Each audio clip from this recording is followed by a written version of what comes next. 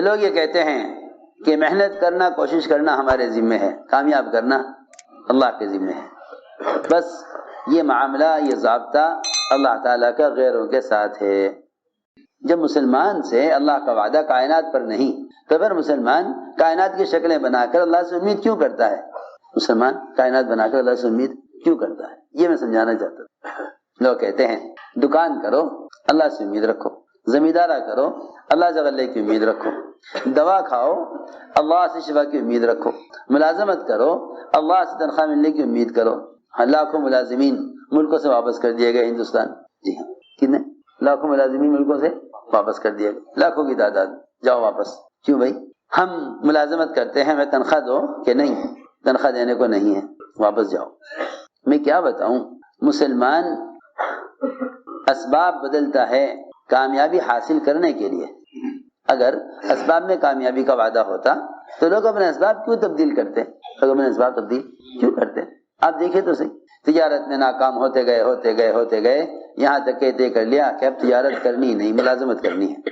جی ہاں، زمیندارے میں ناکام ہوتے گئے پھر یہ طے کیا کہ نہیں، اب زمیندارہ کرنا ہی نہیں ہے، اب تو تجارت کرنی ہے۔ جی ہاں، میں سوچتا ہوں کہ اگر سبب پر وعدہ ہوئے تو لوگ دوائیں کیوں بدل لیتے ہیں؟ دوائیں کیوں تبدیل کرتے ہیں؟ لوگ دوائیں تبدیل کیوں کرتے ہیں؟ ڈاکٹر بدل دیتے ہیں، دوائیں بدل دیتے ہیں۔ دیکھو دوستو عزیزو، ہم صاحب فرماتے تھے اسباب میں کامیابی کا نظر آنا کامیابی کا دھوکہ ہے۔ اس بات کو بہت غور سے توجہ سے سمجھنا پڑے گا۔ میرے محترم دوستو، بزرگو، عزیزو، دنیا میں جو کچھ بھی ہو رہا ہے اس سب کے ساتھ اللہ کی چاہت لگی ہوئی ہے، اس لیے کہ اللہ رب العزت نے اپنے غیر کی چاہت کا انکار فرما دیا کہ جتنا بھی اللہ کا غیر ہے اس کے چاہنے سے کچھ نہیں ہوگا جب تک اللہ نہ چاہے۔ مسلمان پریشان اس لیے ہیں کہ وہ اللہ تعالی کی چاہت کو اللہ کے غیر میں تلاش کر رہے ہیں، اللہ کی چاہت کو اللہ کے غیر میں تلاش کر رہے ہیں، یا اللہ تعالی کی چاہت کو اسباب میں تلاش کر رہے ہیں، حالانکہ اللہ تعالی کی چاہت اسباب کے ساتھ نہیں ہے۔ ملائکہ سے لے کر کائنات کی سب سے کمزور ترین مخلوق میں بھی، ملائکہ سے لے کر کائنات کی سب سے کمزور ترین مخلوق میں بھی چاہت نہیں ہے، یعنی جتنا اللہ کا غیر ہے اس کے چاہنے سے کچھ نہ ہوگا جب تک اللہ نہ چاہیں، جب تک اللہ نہ چاہیں۔ اس زمانے میں مسلمان پریشان اس لیے ہیں کہ وہ اللہ کے غیر میں اللہ کی چاہت کو تلاش کر رہے ہیں۔ اللہ تعالی نے صاف انکار فرما دیا کہ جتنا اللہ کا غیر ہے اس کے چاہنے سے کچھ نہ ہوگا جب تک اللہ نہ چاہیں۔ اگر نبی بھی یہ کہیں کہ میں یہ کروں گا تو اللہ تعالیٰ کو انبیاء کا یہ کہنا بھی پسند نہیں ہے۔ اگر نبی یہ کہیں میں یہ کروں گا تو اللہ تعالیٰ کو انبیاء کا یہ کہنا بھی پسند نہیں ہے۔ توجہ سے بات سننا، اس زمانے میں تھوڑے سے اسباب، مادی اسباب ہوں یا مالی اسباب ہوں، جن کے ہاتھوں میں نظر آتے ہیں، مسلمان کہتا ہے ان سے ہو رہا ہے اور یہی کر رہے ہیں اور یہی کریں گے۔ جن کے ہاتھوں میں تھوڑا سا مال، تھوڑے سے اسباب، مسلمان دیکھتا ہے فوراً یہ کہہ بیٹھتا ہے اگر یہ چاہیں گے تو ہو جائے گا۔ مسلمان پریشان اس لیے ہے کہ وہ اللہ تعالیٰ کی چاہت کو اللہ کے غیر میں تلاش کر رہا ہے، حالانکہ کتنی آسان بات ہے کہ اللہ تعالیٰ کی چاہت اس کے احکام کے ساتھ ہے، اسباب کے ساتھ نہیں ہے۔ اللہ کی چاہت اس کے احکام کے ساتھ ہے۔ اس کا ہر زمانے میں یہ وعدہ ہے کہ تم میری چاہت کو پورا کر دو تو میں تمہاری چاہتیں ساری پوری کر دوں گا۔ لیکن جب مسلمان اللہ کے غیر میں اپنی چاہت کو تلاش کرتا ہے تو پھر اللہ رب العزت مسلمان کی چاہت کے خلاف فیصلے فرماتے ہیں۔ میں نے عرض کیا کہ اللہ رب العزت کو انبیاء علیہ السلام کے بارے میں بھی یہ بات پسند نہیں کہ نبی یہ کہیں کہ ہم یہ کر دیں گے۔ سنو غور سے، حضور اکرم صلی اللہ علیہ وسلم سے 3 سوال کیے گئے، ذوالقرنین کون ہیں، روح کیا ہے، اصحاب کہف کون تھے؟ آپ کو ان سوالات کا جواب معلوم نہیں تھا، ان سوالات کا جواب کو معلوم نہیں تھا۔ آپ نے فرمایا میں کل بتلا دوں گا، فرمایا کل بتلا دوں گا۔ میری بات توجہ سننا، اس زمانے میں مسلمان جتنا بھی اللہ کا غیر ہے وہ سارا کا سارا مجتمع ہو کر بھی اگر مسلمان سے کوئی وعدہ کر لے تو مسلمان کو چاہیے کہ اس وعدے پر امید نہ کریں۔ جتنا اللہ کا غیر ہے اگر وہ سب کا سب جمع ہو جائے اور سب جمع ہو کر مسلمان سے کوئی وعدہ کریں تو مسلمان کو چاہیے کہ ان کے وعدے پر امید نہ کرے۔ کیوں؟ اس لیے کہ جتنا اللہ کا غیر ہے وہ محتاج ہے، اور محتاج کے وعدے کی امید کرنا بیکار ہے۔ جتنا اللہ کا غیر ہے محتاج ہے، اور محتاج کے وعدے سے پر امید کرنا بیکار ہے۔ کتنی آسان بات ہے۔ جتنا اللہ کا غیر ہے محتاج ہے، اور محتاج کے وعدے پہ امید کرنا بیکار ہے۔ جس شخص محتاج ہے اگر وہ تم سے کوئی وعدہ کر لے تو تمہارا دل اندر سے یہ کہے گا کہ جب یہ اپنی حاجت پوری نہیں کر سکتا تو میرے لیے اپنے وعدے کو کیسے پورا کر دے گا۔ جو اپنی ذات کے اعتبار سے اپنی حاجت کے پورا کرنے میں مجبور ہے، وہ دوسرے کے لیے وعدوں کو پورا کیسے کر دے گا؟ حالانکہ یہ تین سوالات ایسے تھے کہ یہود نے یہ کہا تھا کہ اگر آپ اس کا جواب دے دیں گے تو ہم آپ کو نبی مان لیں گے۔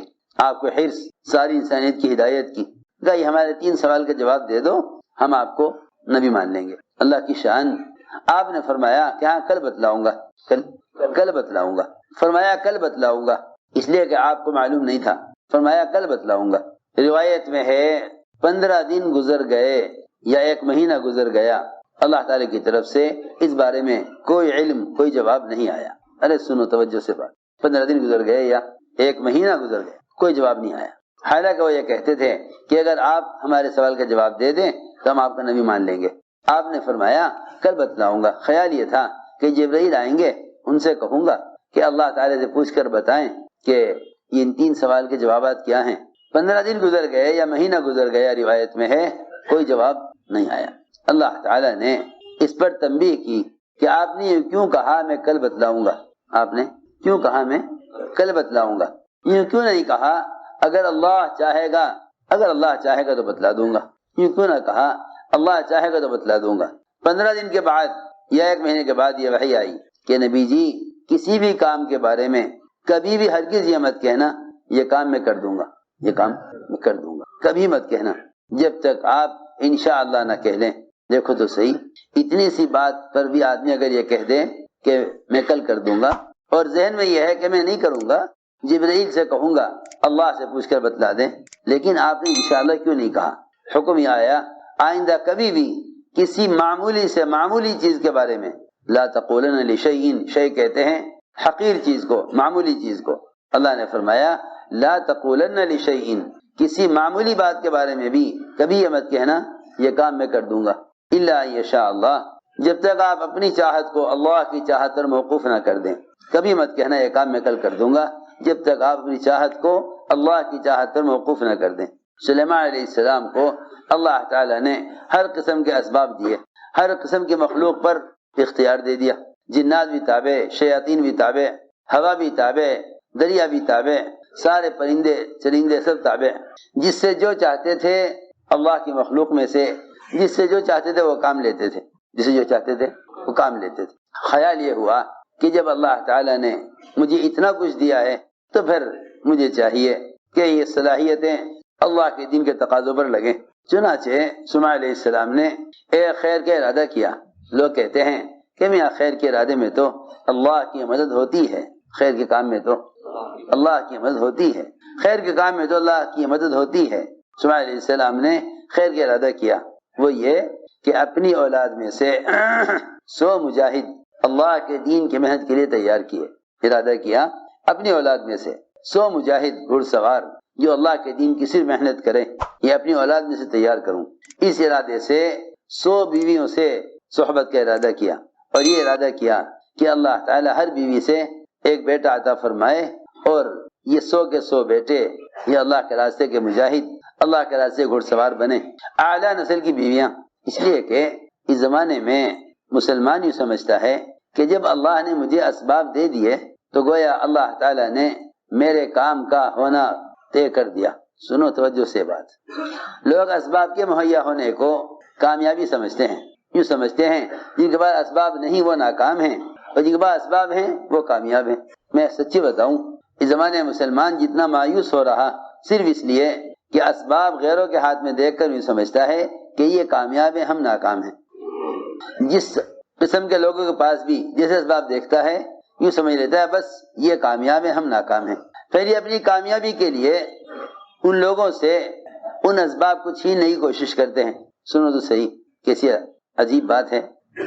پہلے مسلمان نے یہ غلطی کی کہ اس نے یہ سمجھا کہ اسباب کا مہیا ہونا کامیابی ہے، اسباب کا مہیا ہونا کامیابی ہے۔ پہلے غلطی تو یہ کی، یہ سمجھتے ہیں کہ اللہ نے اسباب دے دیے تو اللہ نے کامیابی چاہ لی۔ ارے سنو تو صحیح، سلیمان علیہ السلام جیسا اسباب کس کو ملے ہوں گے؟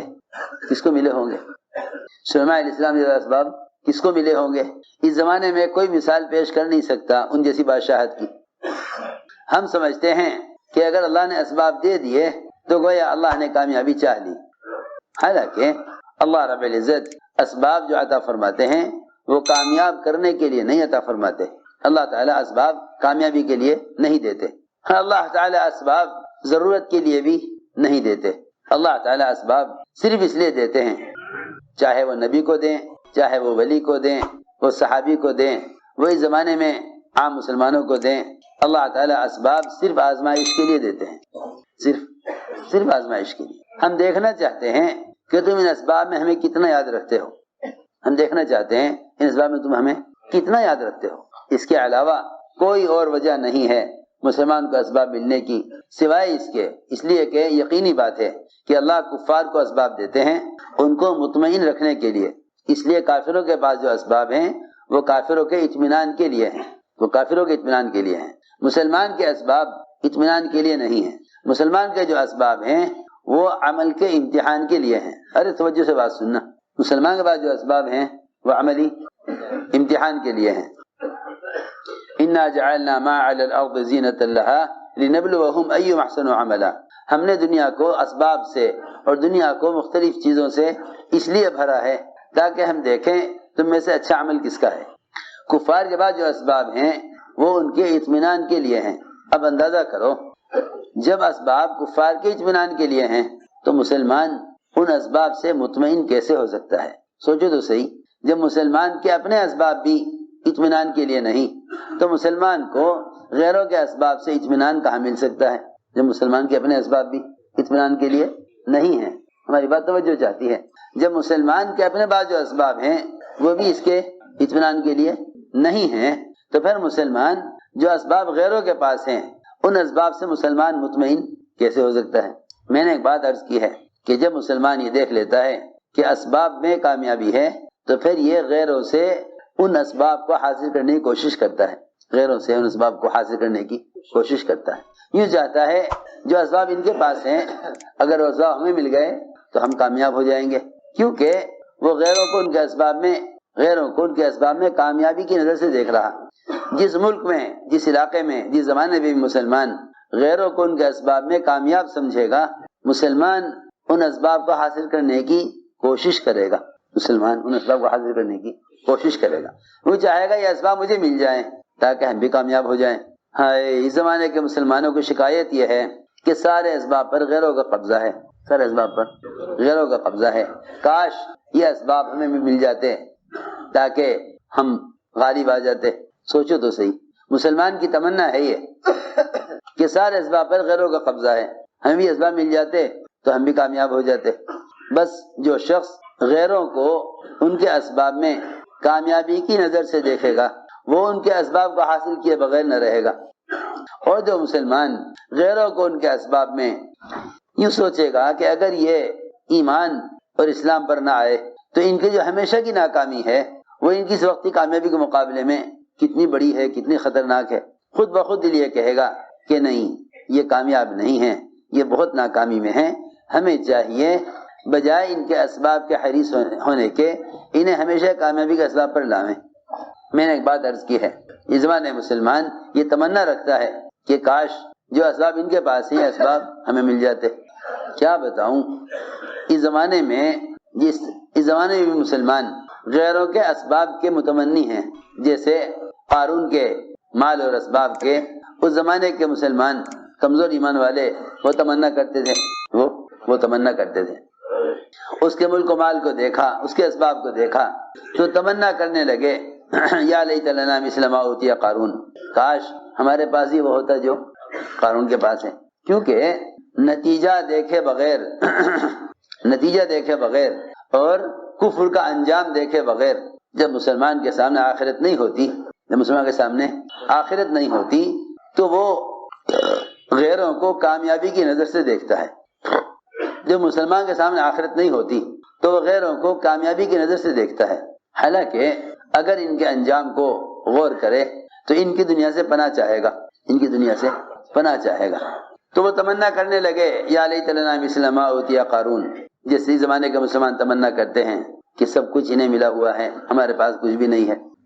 عمر رضی اللہ تعالی عنہ نے جب اس بات کا تذکرہ کیا حضور اکرم صلی اللہ علیہ وسلم سے کہ یا رسول اللہ، یہ قیصر و کسریٰ باغات میں، محلات میں اور ناز و نعمتوں میں، اور آپ اللہ کے نبی سید الانبیاء، آپ کے گھر کا ساز و سامان جو کچھ ہے میں دیکھ رہا، ایک طرف دباغت بغیر دباغت دی ہوئی کھال لٹکی ہوئی ہے، ایک کونے میں کچھ جو پڑے ہوئے ہیں، آپ کا بدن بھی ایسے موٹے ٹاٹ پر ہے جس کے نشانات آپ کے جسم پر ہیں۔ حضرت عمر رضی اللہ تعالیٰ عنہ کی اس بات پر آپ اٹھ کر بیٹھے اور دونوں موڑے حضرت عمر کے پکڑ کے ہلائے، فرمایا خطاب کے بیٹے تو ابھی تک اس دھوکے میں ہے۔ فرمایا اولئک عجلت لهم طیباتهم، اللہ نے ان کو جو کچھ بھی دیا ہے اور جتنا ہے اگر اس سے بھی زیادہ ان کے پاس ہو تب بھی یہ سب آخرت کے اعتبار سے ٹوٹے میں اور نقصان میں ہیں اور واقعی قابل رحم ہیں۔ میں تو کہا کرتا ہوں کہ اس زمانے مسلمان سمجھتا ہے کہ ہم قابل رحم ہیں، کیا بتاؤں، جب تک مسلمان اپنے آپ کو مظلوم کہتا رہے گا مدد آئے گی نہیں، جب تک مسلمان اپنے آپ کو مظلوم کہتا رہے گا مدد آئے گی نہیں، جب تک مسلمان اپنے آپ کو مظلوم کہتا رہے گا اللہ کی مدد آئے گی نہیں۔ کیوں؟ اس لیے کہ مظلوم اس کو کہتے ہیں، مظلوم اس کو کہتے ہیں جو اللہ تعالیٰ کے احکام اور اللہ کی چاہت کو پورا کر دے، پھر اس پر ظلم کیا جائے تو وہ ہے مظلوم۔ مظلوم وہ ہے جو اللہ تعالیٰ کی چاہت کو پورا کر دے پھر اس پر ظلم کیا جائے، صرف یہی ہے اللہ کی نظر میں مظلوم۔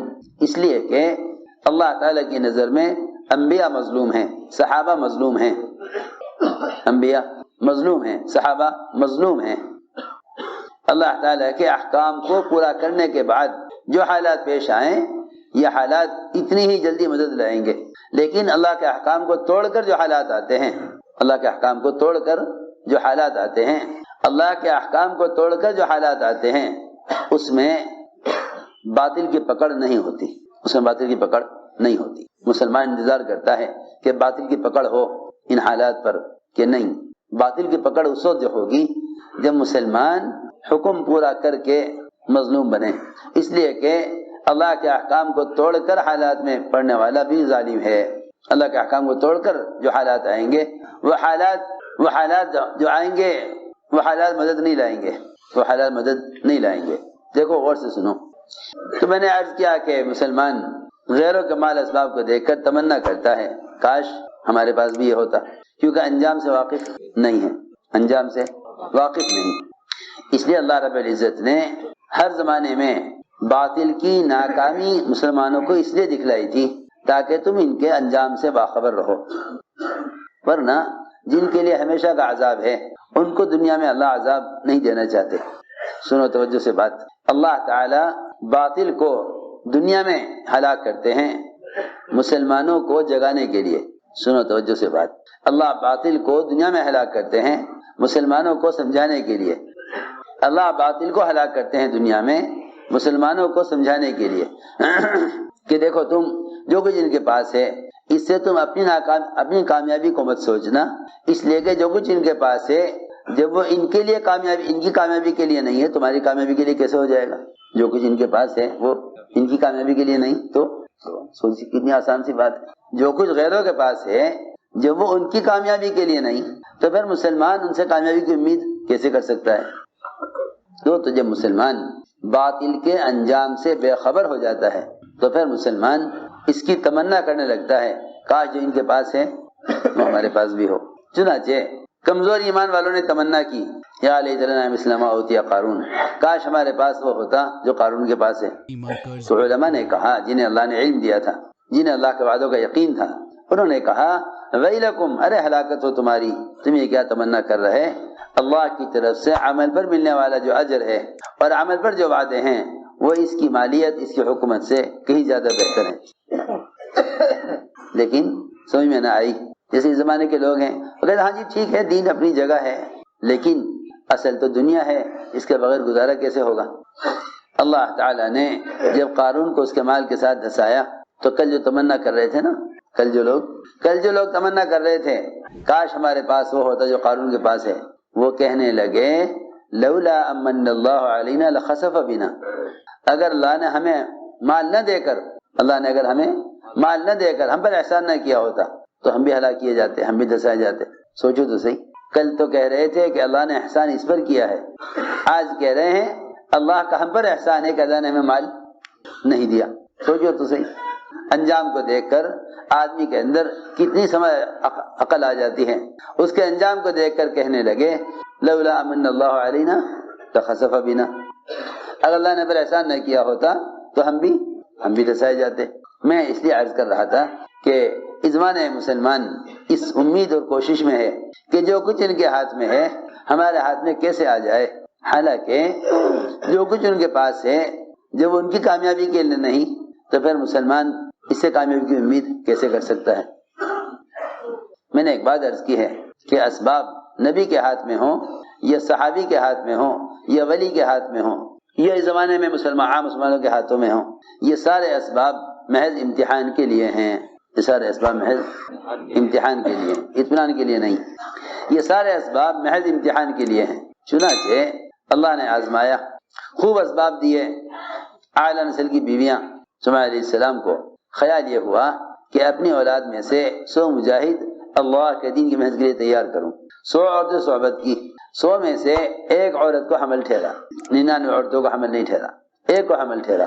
اول تو یہ دیکھ لو کہ 100 عورتوں میں سے ایک کو حمل ٹھہرا، وہ حمل بھی وقت سے پہلے اللہ نے ضائع کر دیا، یہ دکھانے کے لیے کہ اگر تم کسی کام میں 1% کامیاب ہو جاؤ تو وہ 1% کامیابی بھی ہمارے قبضے میں ہے، ہم جب چاہیں گے ناکام کر دیں گے۔ وہ تو بھائی آدمی پریشان جب ہوتا ہے جب وہ کامیابی اور ناکامی کو اللہ کے غیر میں تصور کر لیتا ہے۔ اس لیے بات ذہن میں رہے سب کے کہ اللہ تعالیٰ کی مشیت، اس کی چاہت کائنات کے نقشوں میں نہیں ہے۔ اللہ تعالیٰ کی جو چاہت ہے، اس کی رضا جو ہے اور ایمان والوں کی چاہت کے مطابق فیصلوں کا ہونا ہے، اس کا تعلق محض اللہ کے احکام سے ہے، اسباب سے نہیں ہے۔ سلیمان علیہ السلام نے اس ناکامی کو دیکھ کر سمجھ لیا کہ ہم سے کوئی غلطی ہوئی ہے، حالانکہ خیر کا ارادہ ہے، لیکن سمجھ گئے کہ ہم سے کوئی غلطی ہوئی ہے۔ فرمایا حضور اکرم صلی اللہ علیہ وسلم نے کہ اگر سلیمان علیہ السلام اس وقت انشاءاللہ کہہ لیتے تو 100 کی 100 بیویوں سے 100 بیٹے پیدا ہوتے اور سب اللہ کے راستے کے گھڑ سوار و مجاہد بنتے، مگر سلیمان علیہ السلام انشاءاللہ کہنا بھول گئے۔ سوچنے کی بات ہے، وہ اسباب جو اللہ نے انبیاء علیہ السلام کو راضی ہو کر دیے ہیں، جب انبیاء علیہ السلام ان اسباب میں اللہ کی چاہت کے بغیر اپنے ارادے سے کامیاب نہیں ہو سکتے تو پھر اس زمانے میں جو اسباب اللہ نے غیروں کو ناراض ہو کر دیے ہوئے ہیں، مسلمان ان اسباب سے امید کیسے کر سکتا ہے؟ سوچنے کی بات ہے۔ وہ اسباب جو اللہ نے انبیاء علیہ السلام کو راضی ہو کر دیے ہیں، وہ ان اسباب میں اللہ کی چاہت کے بغیر کامیاب نہیں ہو سکتے، تو پھر مسلمان اس زمانے میں غیروں کو ان اسباب سے کیسے امید کیے ہوئے ہیں جو اسباب اللہ نے غیروں کو ناراض ہو کر دیے ہوئے ہیں؟ اس لیے ہمیں عرض کرنا چاہتے تھے کہ اللہ تعالیٰ کی چاہت اور اس کی قدرت اس کے احکام کے ساتھ ہے، ورنہ کائنات کی شکلیں تو محض عمل کے امتحان کے لیے ہیں کہ دیکھیں تمہیں اچھا عمل کرنے والا کون ہے، اسی لیے دنیا کو مزین کیا تاکہ دیکھیں کہ تم کسی بنی ہوئی چیز کو دیکھ کر بنانے والے کو بھول تو نہیں جاتے، کیونکہ بنا ہوا بنانے والے کے تعارف کے لیے ہے، بنانے والے کے تعارف کے لیے ہے۔ دھوکہ یہ لگا مسلمانوں کو کہ بنا ہوا بنانے والے کی ذات سے فائدہ اٹھانے کے لیے ہے۔ سوچو کتنا بڑا فرق ہے۔ لوگ سمجھتے ہیں کہ بنا ہوا بنانے والے سے فائدہ اٹھانے کے لیے ہے، ایسا ہرگز نہیں ہے، بنا ہوا بنانے والے سے فائدہ اٹھانے کے لیے نہیں ہے۔ ساری کائنات اور کائنات کی ساری شکلیں یہ اللہ کی ذات سے فائدہ اٹھانے کا ذریعہ نہیں ہے، بلکہ بنا ہوا بنانے والے کے تعارف کے لیے ہے، بنا ہوا بنانے والے کے تعارف کے لیے ہے، بنا ہوا بنانے والے کے تعارف کے لیے ہے، بنا ہوا بنانے والے کے تعارف کے لیے ہے، بنانے والے سے فائدہ اٹھانے کے لیے نہیں ہے۔ دھوکہ یہاں سے لگا مسلمانوں کو، وہ سمجھتے ہیں کہ اللہ نے کائنات کو اس لیے بنایا ہے تاکہ اس کے ذریعے ہم اپنی ضروریات پوری کریں، اور مزین اس لیے کیا ہے تاکہ لوگ اس زینت کی چیز سے زینت حاصل کریں، نہیں، بلکہ کائنات کو مزین اس لیے کیا ہے کہ اللہ دیکھنا چاہتے ہیں کہ تم اس میں لگ کر ہمیں یاد رکھتے ہو یا نہیں۔ چنانچہ اللہ تعالیٰ نے ادھر تو آزمایا سلیمان علیہ السلام کو ایک خیر کے ارادے میں اسباب میں آزمایا، ادھر تو اسباب میں آزمایا، اور ادھر دنیا کی مزین چیزوں میں آزمایا۔ ایسے گھوڑے جو انتہائی خوبصورت اور ان کے ایسے پر تھے کہ وہ ان پروں کے ذریعے فضا میں آسانی سے اڑ سکتے تھے، سواری کو لے کر، ہوا میں اڑنے والے، زمین پر دوڑنے والے اور سمندروں میں تیرنے والے گھوڑے، ایسے نادر و نایاب اللہ تعالیٰ نے ایسے گھوڑے تیار کیے اپنی قدرت سے۔ سلیمان علیہ السلام ان کو دیکھنے میں مشغول ہو گئے، اس لیے فرمایا کہ دیکھو جب تم کوئی چیز بنی ہوئی دیکھو تو اس چیز کے دیکھنے کے ساتھ ساتھ اللہ کا تصور ضرور کر لینا، اللہ کا تصور ضرور کر لینا، اس لیے کہ کسی بھی چیز کو اللہ کے تصور کے بغیر دیکھنا غفلت ہے، کسی بھی چیز کو اللہ کے تصور کے بغیر دیکھنا غفلت ہے، کسی بھی چیز کو اللہ کے تصور کے بغیر دیکھنا غفلت ہے، اور ہر چیز کو اللہ کے تصور سے دیکھنا ذکر ہے۔ بس یاد رکھو جس چیز کو دیکھ کر اللہ کا خیال نہ آئے وہ چیز غافل کر دے گی، وہ چیز غافل کر دے گی، یہاں تک کہ جس چیز کا دیکھنا حرام ہے، جس چیز کو دیکھنا حرام ہے، اگر اس چیز کو دیکھنے کے وقت اللہ کا خیال نہیں آیا، اگر اس چیز کو دیکھنے کے وقت اللہ کا خیال نہیں آیا تو یہ اس حرام سے بچ نہ سکے گا، حرام سے بچ نہیں سکے۔ کیوں؟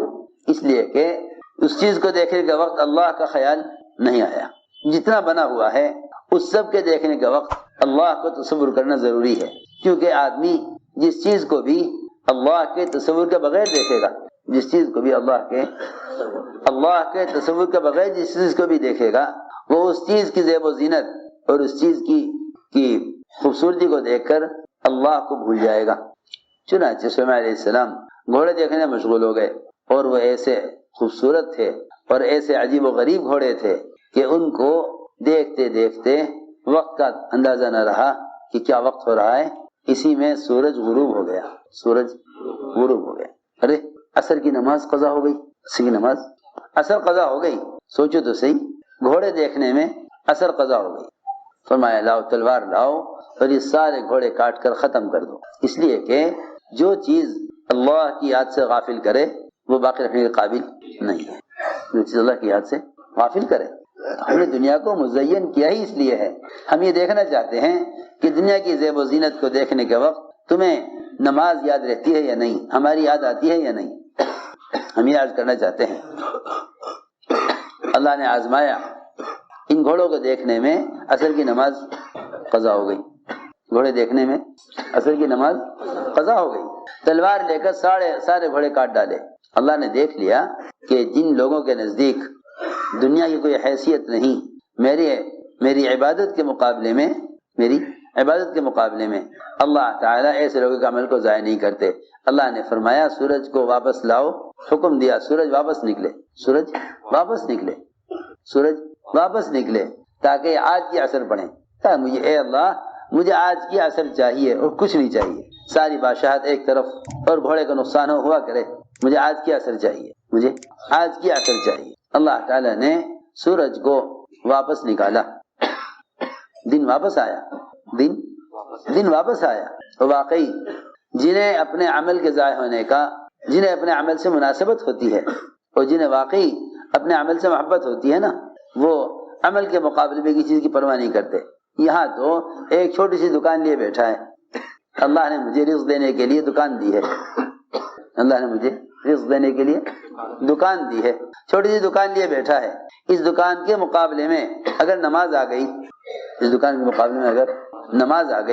فرض نماز دکان کے مقابل آ گئی تو یوں سوچے گا کہ کیا کروں، گاہک کو مال دوں یا نماز کے لیے جاؤں، اور وہاں 50,000 کا باغ بھی ایسی چیز ہے کہ جو انسان کے معاش اور دنیا میں گزارے کے لیے ہے، باغ بھی ایسی چیز جو انسان کے معاش اور گزارے کے لیے ہے۔ وہاں تو گھوڑے دکھلائے اللہ نے، سلیمان علیہ السلام کو تو گھوڑے دکھلائے، وہ گھوڑے دیکھنے میں عصر بھول گئے، حالانکہ گھوڑے معاش کے لیے نہیں تھے، وہ گھوڑے وہ تو دل لگی کے لیے، یا یہ کہا جائے کہ زیب و زینت کے لیے، جی ہاں کہیں کے لیے زیب و زینت کے لیے، فَلَكُمْ فِيهَا جَمَالٌ حِينَ تُرِيحُونَ وَحِينَ تَسْرَحُونَ، کہ یہ جمال اور فخر کے لیے بھی ہوتے ہیں۔ سنو توجہ سے بات، وہاں تو عصر کی نماز قضا ہوئی صرف گھوڑے دیکھنے کی وجہ سے، فریضہ قضا ہوا۔ میں عرض کر رہا کہ صحابی باغ میں نماز پڑھ رہے، وہی ایک آمدنی کا ذریعہ، وہی ایک آمدنی کا ذریعہ۔ گھوڑے تو آمدنی کے لیے نہیں تھے، لیکن باغ آمدنی کا ذریعہ ہے، پورے سال کا خرچ باغ سے نکلتا ہے، پورے سال کا خرچ باغ سے نکلتا ہے۔ وہاں نفل نماز پڑھ رہے تھے صحابی، باغ میں نفل نماز پڑھ رہے تھے۔ ظاہر بات ہے کہ وہ ممکن ہی نہیں تھا کہ فرض نماز باغ میں پڑھیں، فرض نماز باغ میں پڑھیں، ممکن ہی نہیں تھا کہ بھائی نماز تو مسجد میں پڑھی جاتی ہے۔ یہ ظاہر بات ہے کہ وہ فرض نماز باغ میں کیا پڑھتے ہیں، نفل ہی پڑھ رہے تھے۔ نماز کے دوران نظر پڑی، انگور کا خوشہ لٹکا ہوا تھا، اس پر پرندہ بیٹھ کر انگور کھا رہا تھا۔ وہ منظر اتنا خوبصورت لگا، اس پرندے کی خوبصورتی اور لٹکا ہوا خوشہ انگور کا۔ ایک روایت میں ہے اس انگور کے خوشے پر نظر پڑی اور یاد نہ رہا کہ رکعت کون سی ہے، حالانکہ نفل نماز ہے، نفل نماز ہے، فرض تو نہیں تھا۔ یہ آپ گمان کر لیتے، جو غالب گمان ہوتا کہ بھئی اگر غالب گمان یہ ہے کہ 3 رکعت ہوئی تو ایک اور پڑھ لیتے، غالب گمان یہ کہ 1 رکعت ہوئی تو ایک اور پڑھ لیتے، جو غالب گمان اس پر عمل کر لیتے۔ لیکن جب یہ دیکھا کہ اس انگور پر پرندے کے بیٹھنے کا منظر، یہ کہ اس پرندے کو باغ سے نکلنے کا راستہ نہ ملا، اتنا گھنا باغ تھا، اتنا گھنا باغ تھا کہ پرندہ اس کے اندر اڑتا رہا، لیکن پتوں کی زیادتی اور درختوں کا گھنے ہونے کی وجہ سے پرندے کو باغ سے نکلنے کا راستہ نہیں ملا۔ تھوڑی دیر ذہن اس پہ رہا، جس سے یاد نہ رہا کہ نفل کی رکعت کون سی۔ اللہ اکبر! جنہیں نفل نماز میں باغ کی وجہ سے خلل پیدا ہو، انہوں نے اس باغ کو فوراً صدقہ کر دیا، اس باغ کو فوراً صدقہ کر دیا کہ جو باغ، جو سبب، حالانکہ باغ کوئی دل لگی کے لیے نہیں بلکہ معاش کے لیے ہے، معاش کے لیے ہے، اسی پر مدار ہے، پورے سال کے خرچے سے نکلتا ہے۔ جو نوافل کو میں خلل پیدا ہونے کی وجہ سے 50,000 کے باغ کو فوراً صدقہ کر دیں، یہ کہہ کر کہ اس باغ کی وجہ سے نفل نماز خراب ہوئی ہے، ان کے یہاں فرائض کا اہتمام کتنا ہوگا، ان کے لیے فرائض کا اہتمام کتنا ہوگا جو نفل کے لیے نفل کے لیے باغ چھوڑ دیں کہ نوافل۔ اس زمانے میں تو لوگ نوافل کو زائد چیز سمجھتے ہیں، حالانکہ نفل زائد نہیں ہے بلکہ نوافل مزید ہیں، نوافل مزید ہیں، زائد نہیں۔ زائد تو کہتے ہیں فضول کو، نعوذ باللہ، زائد تو کہتے ہیں ایسی چیز جس کا کرنا کوئی ضروری نہیں ہے، یہ زائد ہے۔ نوافل زائد نہیں ہیں بلکہ نوافل مزید ہیں، جی ہاں نوافل مزید ہیں۔ وَوَهَبْنَا لَهُ إِسْحَاقَ وَيَعْقُوبَ نافلہ، نفل کہتے ہیں مزید کو، کہ ہم نے اتنے انعامات تو کیے لیکن ابراہیم کو اسحاق اور یعقوب اور مزید دیے، جی ہاں نفل کہتے ہیں مزید کو، زائد کو نہیں۔ لوگ نوافل کو زائد چیز سمجھتے ہیں، حالانکہ نوافل فرائض کی تکمیل اور اللہ کے قرب کا ذریعہ ہے۔ تو میں نے عرض کیا کہ سبب کس لیے ہوتا ہے، محض عمل کو پرکھنے کے لیے۔ ہم دیکھنا چاہتے ہیں تم میں اچھا عمل کس کا ہے، تم میں اچھا عمل کس کا ہے۔ تو دوستو عزیزو، بات خلاصہ یہ ہوا کہ کائنات کی جتنی بھی شکلیں ہیں، یہ ساری شکلیں صرف اللہ کے تعارف کے لیے ہیں، بنا ہوا بنانے والے کے تعارف کے لیے ہے، بنا ہوا بنانے والے سے فائدہ اٹھانے کے لیے نہیں ہے۔ جو لوگ سمجھتے ہیں کہ بنا ہوا بنانے والے سے فائدہ اٹھانے کے لیے ہے، وہ تو شکلیں بنا کر اللہ کے سامنے پیش کرتے ہیں، شکلیں بنا کر اللہ کے سامنے پیش کرتے ہیں، تجارت کی شکل، زراعت کی شکل، حکومت کی شکل، شکلیں بناتے ہیں، پھر شکل کو بنا کر اللہ کے سامنے پیش کرتے ہیں کہ اللہ تو اس شکل پر یہ کر دے۔ میں کس طرح سمجھاؤں؟ اس زمانے کے مسلمان بیچارے وہ اللہ کے سامنے یہ بھی پیش کر دیں کہ اللہ یہ حکومت کی شکل ہے، تو اس شکل کو کے ذریعے ہمارا کام کر دے۔ جو تاجر ہیں وہ دکان کی شکل کو، جو سیاست میں ہیں وہ حکومت کی شکل کو، جو زراعت میں ہیں وہ زراعت کی شکل کو، جو ملازمت میں ہیں ملازمت کی شکل کو، جتنے بھی مسلمان اس زمانے میں ہیں وہ شکلیں بنا کر اللہ کو پیش کرتے ہیں اللہ سے مدد لینے کے لیے۔ حالانکہ کتنی آسان بات ہے کہ جس چیز پر اللہ کا وعدہ نہیں، جس پر اللہ کا وعدہ نہیں، اللہ کو وہ چیز پیش کیوں کر رہے ہیں؟ کسی آسان بات جس پر اللہ کا وعدہ نہیں، تم اللہ کو وہ چیز پیش کیوں کر رہے ہیں؟ اللہ کو وہ چیز پیش کرو جس پر اس کا وعدہ ہے، اللہ کو وہ چیز پیش کرو جس پر اس کا وعدہ ہے، اللہ کو وہ چیز پیش کرو جس پر اس کا وعدہ ہے، وہ چیز کیوں پیش کر رہے ہیں جس پر اس کا وعدہ نہیں؟ اگر زمین سے لے کر آسمان تک کے خلے کو سونے سے بھر دیا جاوے اور کوئی شخص اللہ کے سامنے یہ سب کچھ پیش کر دے جہنم کے آگ سے بچنے کے لیے تو قبول نہیں کیا جائے گا۔ سوچو تو صحیح، پھر کیا حیثیت رہ گئی ان اسباب کی جو ہم تیار کر کے بنا کر اللہ سے کہتے ہیں کہ اے اللہ میں نے تو یہ بنا لیا ہے، میں نے تو یہ بنا لیا ہے، اب تو اس میں کامیابی ڈال دے۔ ارے سوچو تو صحیح، کتنی الٹی سوچ ہے مسلمانوں کی۔ میں نے تو زمیندارہ کر لیا ہے، اے اللہ اب تو اس میں غلہ تو اگا دے۔ میں نے تو دکان لگا لی ہے، اے اللہ تو اس میں آمدنی تو کرا دے۔ کتنے بے عقلی کی سوچ ہے، کتنی بے عقلی کی سوچ ہے کہ یوں کہتے ہیں کہ کوشش کرنا بندے کے ذمہ ہے، کامیاب کرنا اللہ کے ذمہ ہے۔ کتنی غلط سوچ ہے، کتنی غلط سوچ ہے۔ کوشش کرنا بندے کے ذمہ، کامیاب کرنا اللہ کے ذمہ۔ کتنی غلط سوچ ہے مسلمان کی۔ حالانکہ یہ معاملہ اللہ کا غیروں کے ساتھ ہے، یہ معاملہ اللہ کا غیروں کے ساتھ ہے۔ سچی بات ہے، اس زمانے میں سمجھ میں آنی مشکل ہے۔ یہ معاملہ اللہ کا غیروں کے ساتھ ہے کہ تم کوشش کرو میں تمہیں کامیاب کروں گا، تم کوشش کرو میں تمہیں، بالکل پکی بات ہے۔ یہ معاملہ اللہ کا غیروں کے ساتھ ہے، یہ معاملہ اللہ کا غیروں کے ساتھ ہے، تم کوشش کرو میں تمہیں کامیاب کروں گا۔ معاملہ یہ اللہ کا مسلمانوں کے ساتھ نہیں ہے۔ مسلمان غلط سوچ رہا ہے کہ زراعت، تجارت، ملازمت اس پر ہم کوشش کریں گے، کامیاب اللہ کرنے والے ہیں، نہیں۔ دیکھو میرے دوستو عزیزو، اللہ کی مشیت کو اسباب میں تلاش مت کرو۔ جب اسباب پر وعدے نہیں تو اسباب کے ساتھ اللہ کی چاہت کیوں ہوگی؟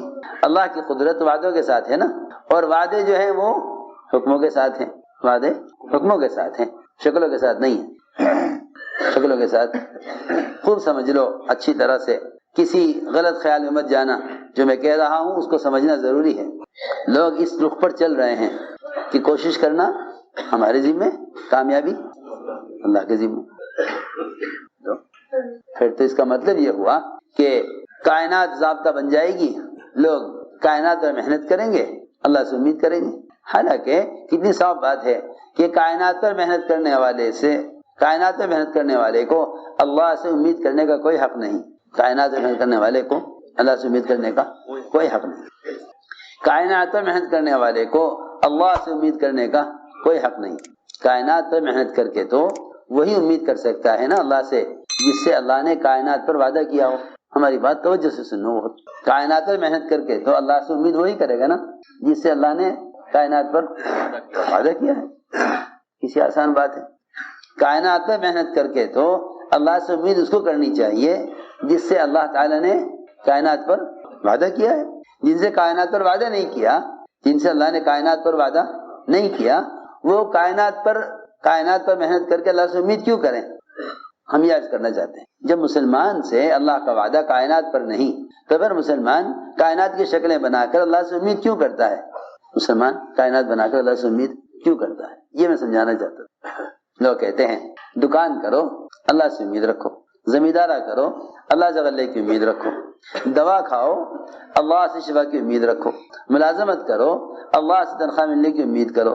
لاکھوں ملازمین ملکوں سے واپس کر دیے گئے ہندوستان، جی ہاں، کتنے لاکھوں ملازمین ملکوں سے واپس کر دیے گئے، لاکھوں کی تعداد، جاؤ واپس۔ کیوں بھائی؟ ہم ملازمت کرتے ہیں، ہمیں تنخواہ دو، کہ نہیں تنخواہ دینے کو نہیں ہے، واپس جاؤ۔ میں کیا بتاؤں، مسلمان اسباب بدلتا ہے کامیابی حاصل کرنے کے لیے۔ اگر اسباب میں کامیابی کا وعدہ ہوتا تو لوگ اپنے اسباب کیوں تبدیل کرتے؟ لوگ اپنے اسباب تبدیل کیوں کرتے؟ آپ دیکھیں تو صحیح، تجارت میں ناکام ہوتے گئے یہاں تک کہ طے کر لیا کہ اب تجارت کرنی نہیں، ملازمت کرنی ہے۔ جی ہاں، زمیندارے میں ناکام ہوتے گئے پھر یہ طے کیا کہ نہیں اب زمیندارہ کرنا ہی نہیں ہے، اب تو تجارت کرنی ہے۔ جی ہاں، میں سوچتا ہوں کہ اگر سبب پر وعدہ ہوئے تو لوگ دوائیں کیوں بدل لیتے ہیں؟ دوائیں کیوں تبدیل کرتے ہیں؟ لوگ دوائیں تبدیل کیوں کرتے ہیں؟ ڈاکٹر بدل دیتے ہیں، دوائیں بدل دیتے ہیں۔ دیکھو دوستو عزیزو، ہم صاحب فرماتے تھے اسباب میں کامیابی کا نظر آنا کامیابی کا دھوکہ ہے۔ اس بات کو بہت غور سے توجہ سے سمجھنا پڑے گا کہ لوگ یہ کہتے ہیں کہ محنت کرنا، کوشش کرنا ہمارے ذمے ہے، کامیاب کرنا اللہ کے ذمے ہے.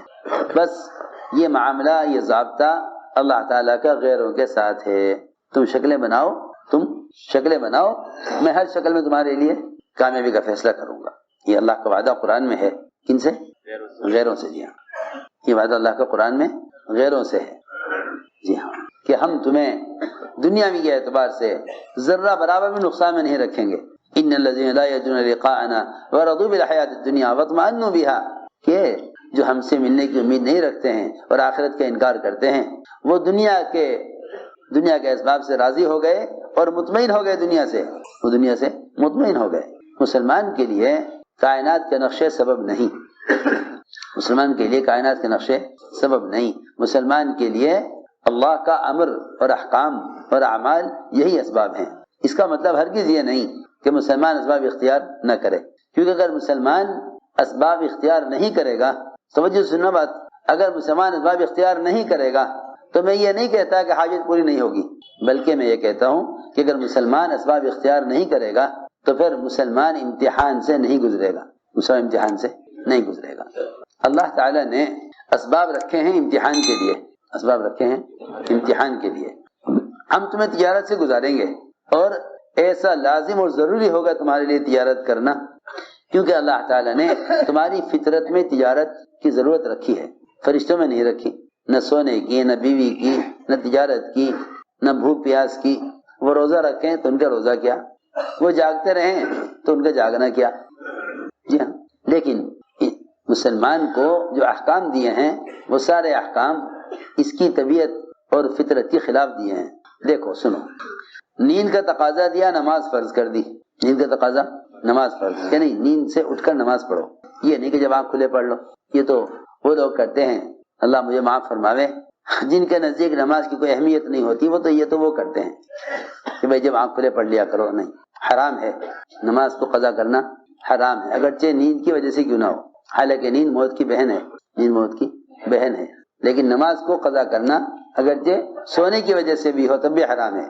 یہ نہیں، آج کل مزاج یہ بن گیا کہ میں تو سو رہے تھے نا.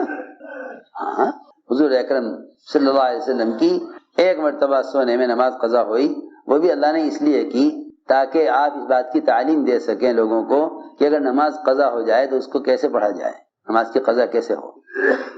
صرف اس لیے کہ لوگوں کو قضا نماز کے پڑھنے کا مسئلہ بتلانے کے لیے اللہ نے نماز آپ کی قضا کرائی. میں نے عرض کیا کہ نیند کا تقاضا رکھا، نماز فرض کر دی. بھوک کا تقاضا رکھا، روزہ فرض کر دیا. بھوک کا تقاضا، روزہ فرض. مال کا تقاضا رکھا، زکوٰۃ فرض کر دی. تو میں عرض کرتا ہوں کہ اگر مال کا تقاضا نہ رکھتے تو زکوٰۃ دینا کوئی کمال ہوتا؟ اگر مال کا تقاضا نہ رکھتے تو زکوٰۃ دینا کوئی کمال ہوتا؟ اگر نیند کا تقاضا نہ رکھتے تو نماز پڑھنا کوئی کمال ہوتا؟ اگر خواہش کا تقاضا نہ رکھتے تو زنا سے بچنا کوئی کمال ہوتا؟ سمجھ میں آئی نا بات؟ اگر خواہش کا تقاضا نہ رکھتے انسان کے اندر تو زنا سے بچنا کوئی کمال ہوتا؟ ادھر خواہش کا تقاضا رکھا انسان کے بدن میں اور زنا کو حرام کیا.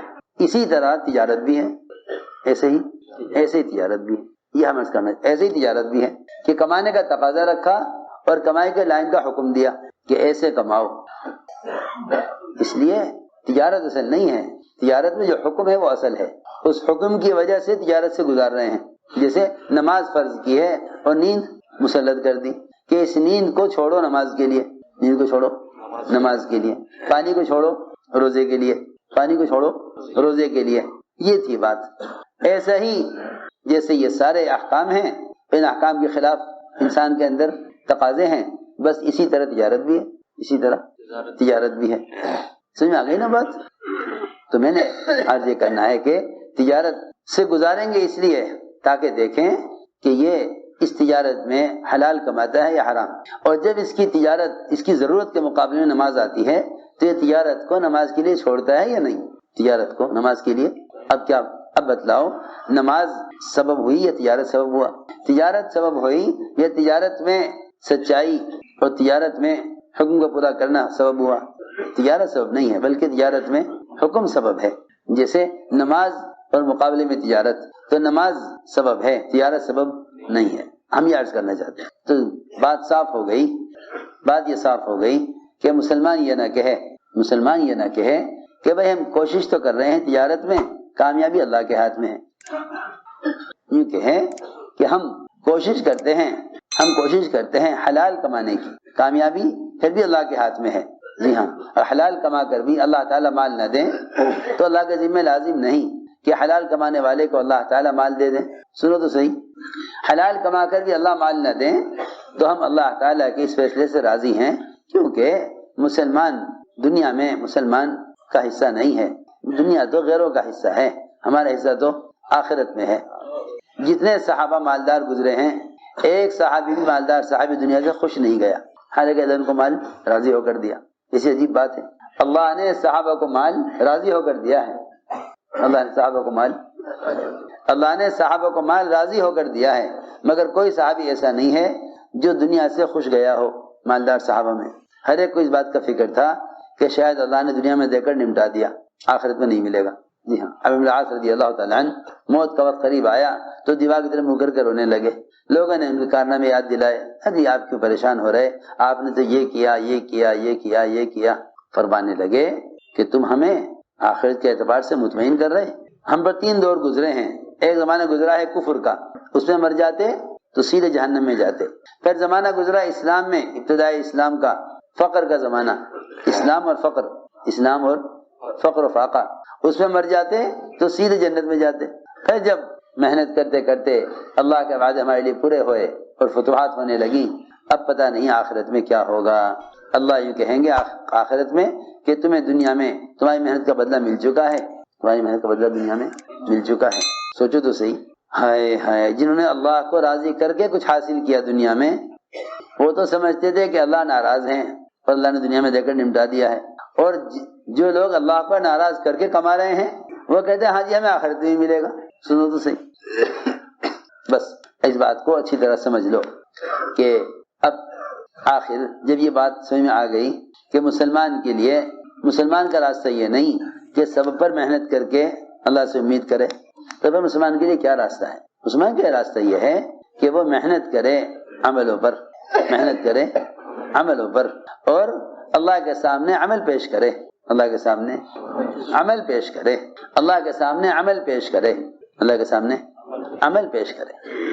اے اللہ یہ میرا عمل ہے، یہ تیرا وعدہ ہے. ورنہ اللہ کے سامنے اپنی کوشش پیش کرنا، یہ سبب پیش کرنا، یہ تو غیر مسلم بھی کرتے تھے. دماد جس نے حضور اکرم صلی اللہ علیہ وسلم کے بارے میں سنا کہ آپ بتوں کا انکار کرتے ہیں، تو دماد آپ کے علاج کے لیے آیا اور یہ کہا میں آپ کا علاج کروں گا، آپ ٹھیک ہو جائیں گے. آپ پر اوپر اثر ہے کہ آپ بتوں کا انکار کرتے ہیں. آپ نے کوئی جواب نہیں دیا کہ نہیں پاگل میں نہیں ہوں تو آپ ہیں، نہیں کچھ نہیں، اس لیے کہ آپ صلی اللہ علیہ وسلم ایسا اعتراض کرنے والوں کے اعتراض پر صبر کرتے تھے. چنانچہ دماد نے کہا کہ میں آپ کا علاج کروں گا، آپ ٹھیک ہو جائیں گے، کوشش کرنا تو میرے ذمہ ہے، مگر شفا اللہ کے ہاتھ میں ہے. کون کہہ رہا ہے؟ مشرک کہہ رہا دماد کہ میں آپ کی علاج کی کوشش کروں گا مگر شفا اللہ کے ہاتھ میں ہے. لوگ بھی یہ کہتے ہیں کہ جی ہم تو دوا کھا رہے ہیں، باقی شفا اللہ کے ہاتھ میں ہے. سوچو تو صحیح،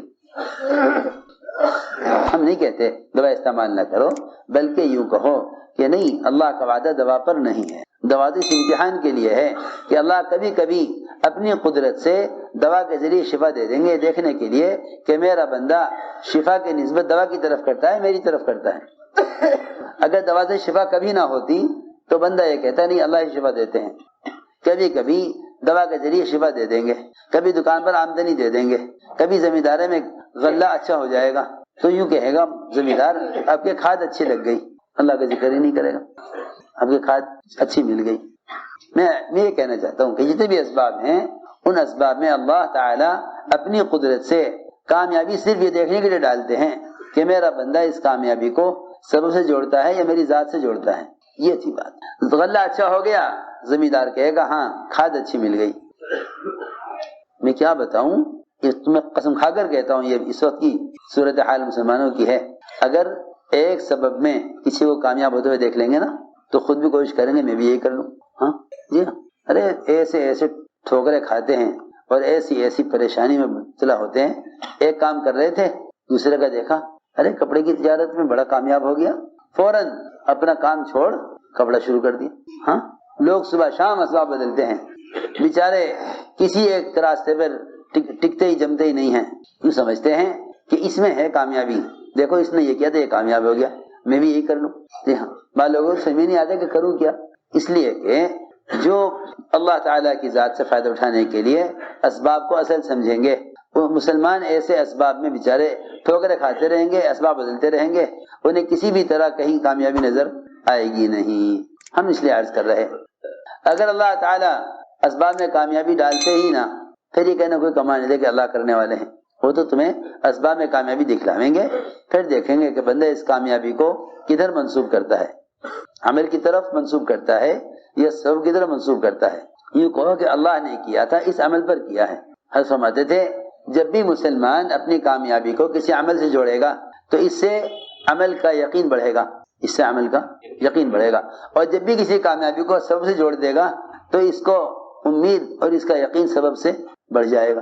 کسی آسان بات ہے، جو نتائج کو اسباب سے جوڑتے ہیں ان میں اسباب کا یقین بڑھتا ہے، جو نتائج کو حکام سے جوڑتے ہیں انہیں حکام سے یقین بڑھتا ہے، جو نتائج کو اعمال سے جوڑتے ہیں انہیں اعمال کا یقین بڑھتا ہے۔ اتنی آسان بات ہے۔ جب کہیں کامیابی مل جاتی ہے نا، خیال بھی نہیں آتا کہ میں نے آج 24 گھنٹے میں کون سا عمل خیر کیا تھا جس کی وجہ سے یہ کامیابی ہوئی۔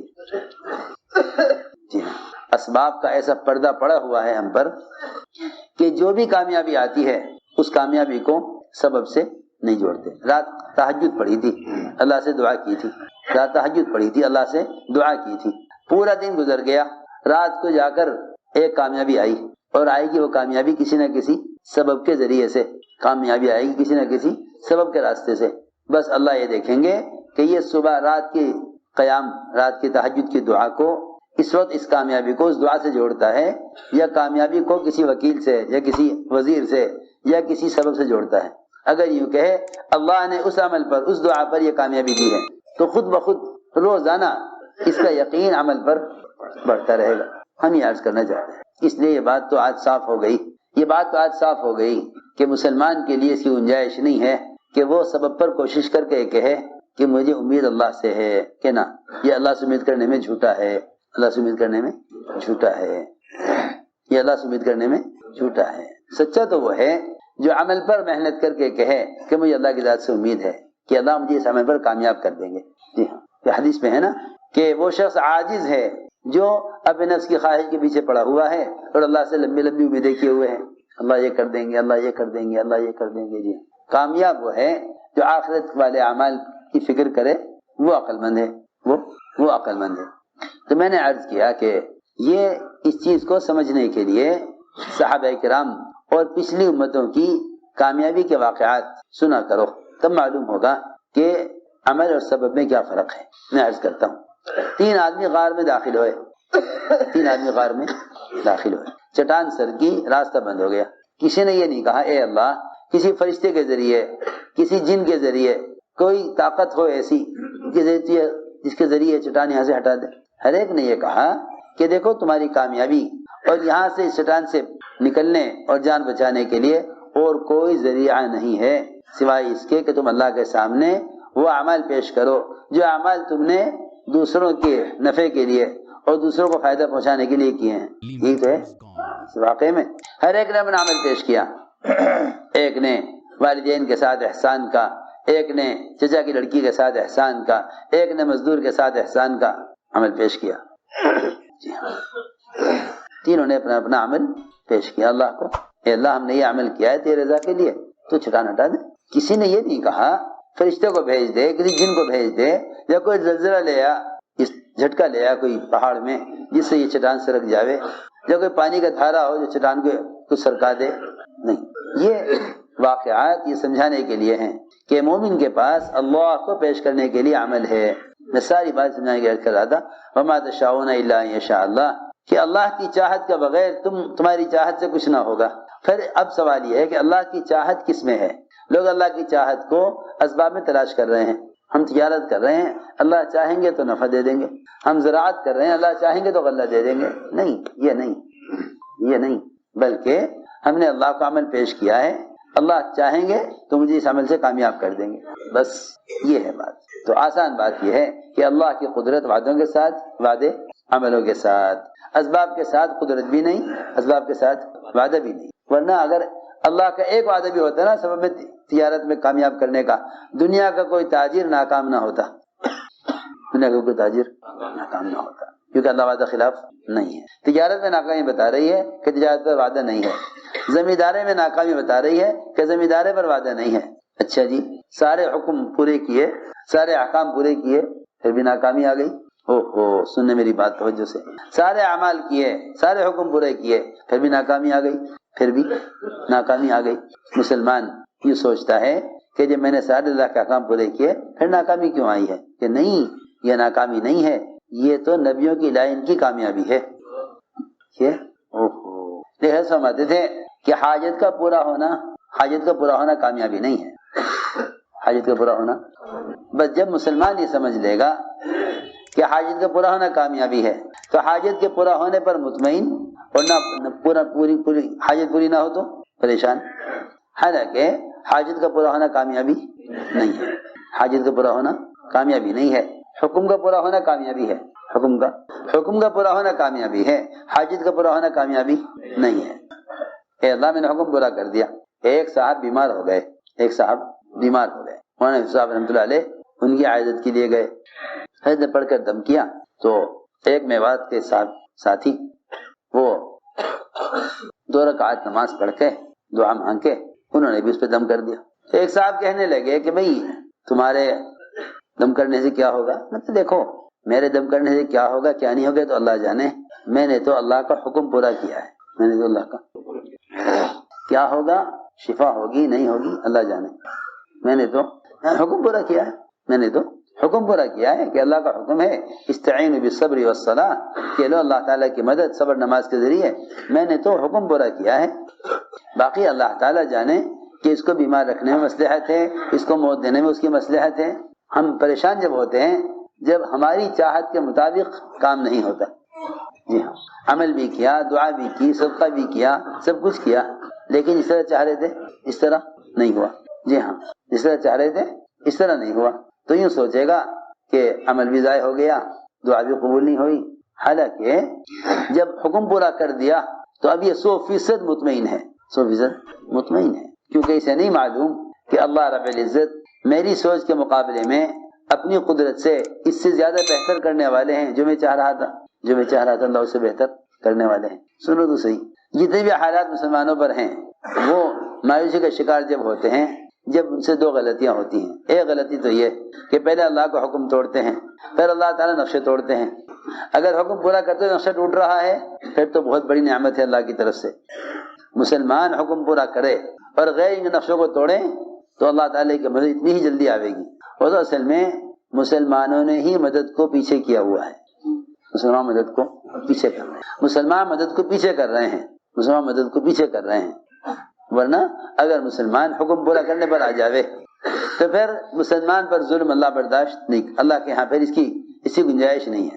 اللہ تعالیٰ فوراً مدد لے آتے ہیں، اللہ مدد فوراً لے آتے ہیں، اللہ مدد فوراً لے آتے ہیں. تو میں نے عرض کیا کہ ساری بات کا خلاصہ یہ ہے کہ اللہ تعالیٰ کی مشیت، اس کی چاہت کو اس کے احکام میں تلاش کرو، اس کے احکام میں تلاش کرو، اسباب میں نہیں. اللہ کی مشیت کو اللہ کے احکام میں تلاش کرو، اسباب میں نہیں. اس لیے کہ کائنات اللہ کا ضابطہ نہیں ہے، کائنات اللہ کا ضابطہ نہیں ہے. اللہ کا ضابطہ اللہ کا دین ہے، اللہ کا ضابطہ اللہ کا دین، اللہ کا ضابطہ ہے، کائنات ضابطہ نہیں ہے. اللہ تعالیٰ نے جو نصرت کا وعدہ کیا ہے، اللہ نے نصرت کا وعدہ کیا ہے، وہ نصرت کا وعدہ 2 چیزوں پر کیا ہے. نصرت کا وعدہ 2 چیزوں پر کیا ہے، دعوت اور عبادت کو جمع کرنے، دعوت اور عبادت دونوں کو جمع کرنے. مسلمان اگر دعوت عبادت دونوں کو جمع کر لے تو اللہ رب العزت کی طرف سے یقینی طور پر مدد کا وعدہ ہے. اگر مسلمان دعوت عبادت دونوں کو جمع کر لے، کیونکہ اللہ تعالیٰ نے شرط لگائی ہے قرآن میں، ان تنصروا اللہ ینصرکم ویثبت اقدامکم، کہ اگر تم اللہ کے دین کا مددگار ہو تو اللہ تمہاری مدد کرنے والے ہیں اور تمہارے قدموں کو دین پر جمانے والے. کیا مطلب قدموں کے جمانے کا؟ دیکھو اس کا مطلب یہ ہے کہ جب سارا باطل جمع ہو کر تمہیں اللہ کے ایک حکم سے روکنا چاہے گا تو سارا باطل مل کر تمہیں اللہ کے حکم سے ہٹا نہیں سکتا۔ یہ مطلب ہے قدم کے جمنے کا، کیونکہ استقامت ہی یہی ہے کہ آدمی اللہ کے احکام پر جمے باطل کے مقابلے میں۔ یہ نہیں کہ جتنے دین پر چلنے کا موقع ملا چل دیے، جتنا دین کا موقع نہ ملا چھوڑ دیا اس کو۔ اللہ تعالیٰ کی طرف سے دین پر قدموں کے جمنے کا وعدہ اور نصرت کا وعدہ اس پر ہے کہ تم اس کے دین کے ناصر مددگار بنو۔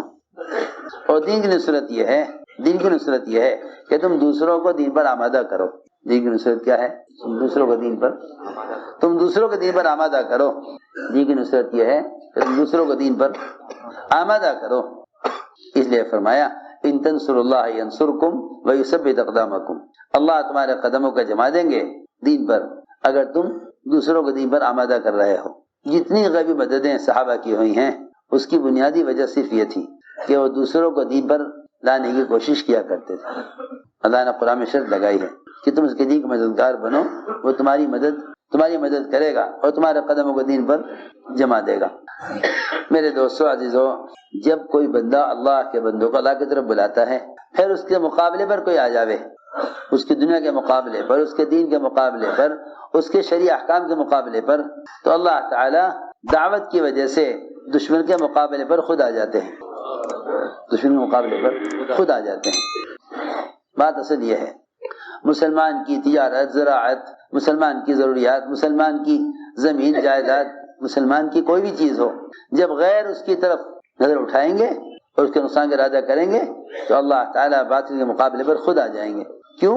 اس لیے کہ اللہ تعالیٰ باطل کا مقابل جب آتے ہیں جب مسلمان ساری انسانیت کی ہدایت کی محنت کرتا ہے۔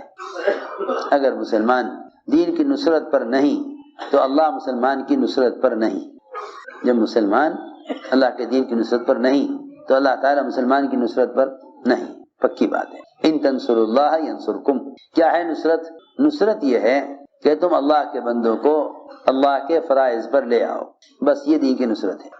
یہ دین کی نصرت ہے۔ لوگ بیچارے مال خرچ کر کے سمجھتے ہیں کہ ہم دین کی مدد کر رہے ہیں، نہیں، مال خرچ کرنا مسلمان کی مدد ہے، دعوت دینا اسلام کی مدد ہے، مال خرچ کرنا مسلمان کی مدد ہے، مال خرچ کرنا مسلمان کی مدد کرنا ہے، اور دعوت دینا اسلام کی مدد ہے۔ دیکھو، اسلام کی مدد یہ ہے کہ مسلمان اللہ کے فرائض پر آ جائے، تم مسلمان کو دعوت دے کر اللہ کے فرائض پر لاؤ، یہ اسلام کی مدد ہے، یہ دین کی مدد ہے۔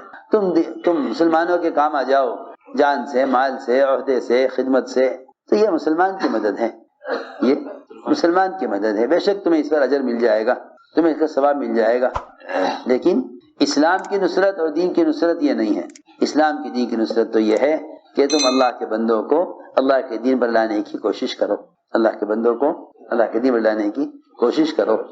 یہ ساری نقل و حرکت اس لیے تھی تاکہ اللہ کے بندے اللہ کے فرائض کے ادا کرنے پر آ جائیں، اللہ کے بندے اللہ کے فرائض کے ادا کرنے پر آ جائیں۔ امت کے ارتداد کا سبب یہ ہے، امت کے ارتداد کا سبب یہ ہے کہ امت نے دعوت کو چھوڑ دیا۔ یہ امت کے ارتداد کا سبب ہے کہ امت نے دعوت کو چھوڑ دیا۔ ہمیں چاہیے کہ لوگوں کو دعوت دے کر دو فریضوں پر جمع کریں امت کو، خاص طور پر ایک ایمان، دوسرے نماز۔ صحابہ کرام کی نقل و حرکت کا مقصد امت کو تین چیزوں پر جمع کرنا تھا: ایمان، تعلیم اور نماز۔ ایمان، تعلیم اور نماز، علم، ایمان اور نماز، ان تین پر اگر امت جمع ہو گئی تو پھر امت پورے دین پر قائم ہو جائے گی۔ اس لیے کہ نماز کا چھوڑنا کفر ہے، اور جب مسلمان نماز پر نہیں ہوگا تو پھر مسلمان کے اسلام میں کوئی حصہ نہیں رہے گا۔ جب کوئی حصہ نہیں رہے گا مسلمان کا اسلام میں تو پھر مسلمان اپنے دنیاوی اسباب اور ضروریات، اور مسلمان دنیاوی اعتبار سے اپنا حق کیسے غیر سے لے سکے گا جب اسلام میں کوئی حصہ ہی نہیں ہوگا؟ جی ہاں، جب اسلام میں حصہ نہیں تو وطن میں کیسے حصہ ہو؟ جب اسلام میں حصہ نہیں تو دکان میں کیسے حصہ ہو؟ لو جی، جب اسلام میں حصہ نہیں تو جتنی بھی شکلیں دنیا میں ہیں ان میں سے کسی چیز میں حصہ نہیں لگے گا۔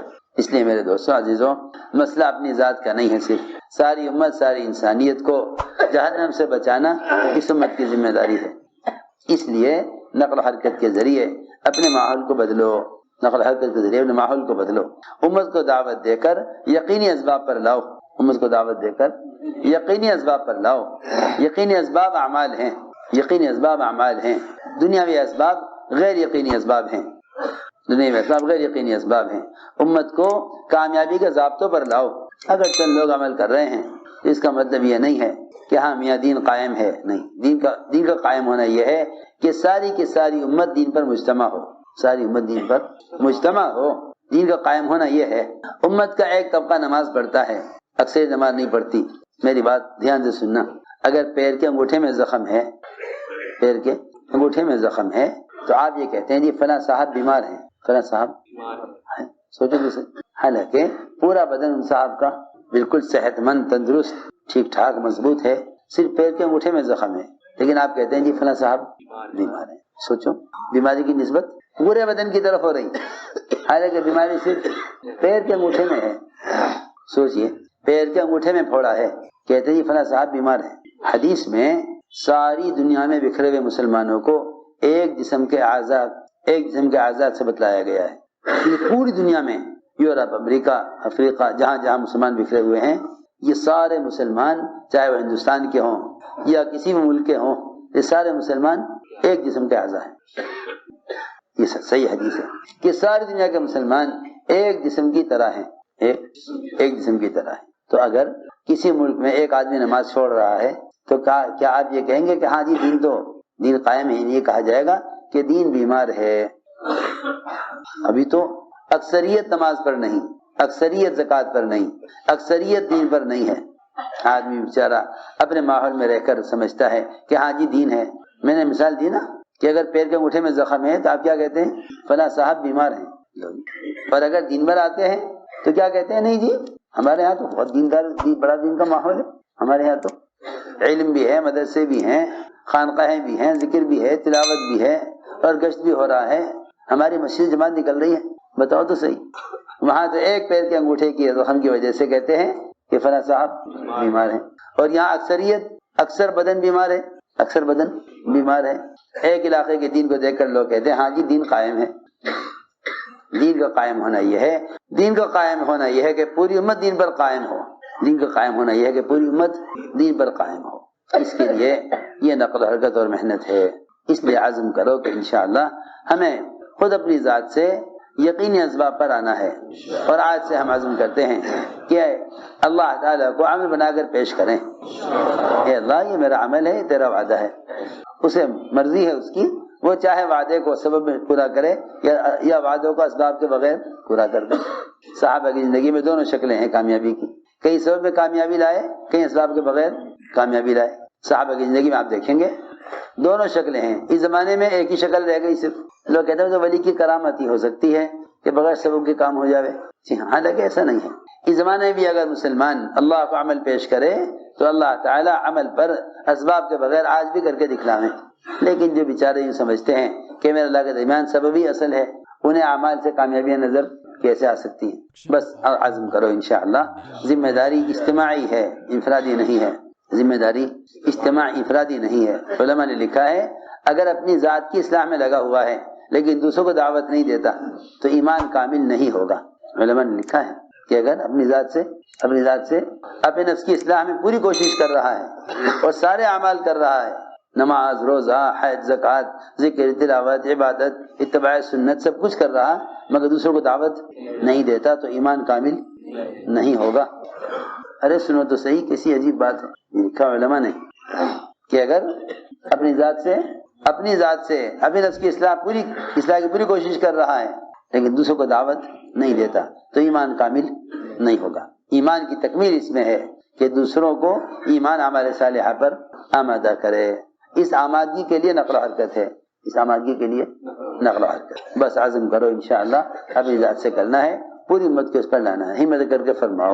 جو علماء ماشاءاللہ سال لگائے ہوئے ہیں وہ عرب سال کے دن آپ کو پیش کریں. جو علماء سال کے لیے آئے ہیں وہ سال پیش کریں. 4 ماہ لگائے ہوئے ہیں وہ عزم کریں اپنے کھلے خرچ کے ساتھ ملکوں میں جانے کا. ہمت کر کے فرماؤ. محمد ارشاد 1 لاکھ روپے. کہاں سے بھائی؟ بھوپال سے. اللہ قبول فرمائے. جی 5 میں کہاں سے؟ اللہ قبول. جی محمد جی 5. اللہ قبول فرمائے. ماشاء اللہ. اور فرمائے.